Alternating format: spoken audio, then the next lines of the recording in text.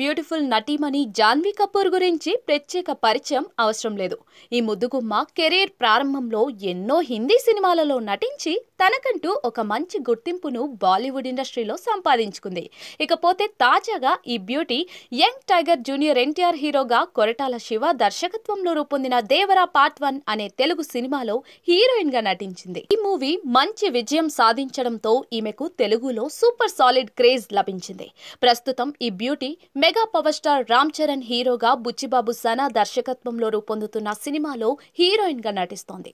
ఈ మూవీపై ప్రస్తుతానికి ప్రేక్షకుల్లో అత్యంత భారీ అంచనాలున్నాయి.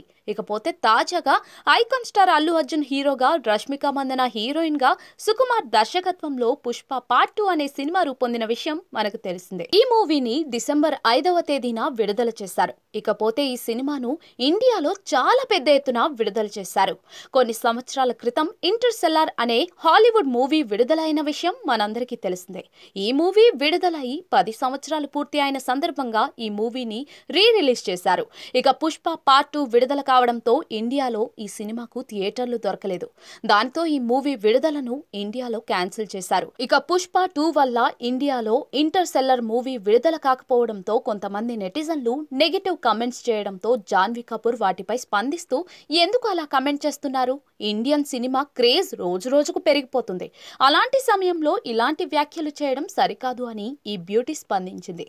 దానితో ఈమెపై చాలా మంది ప్రశంసలు కురిపిస్తూ ఉన్నారు.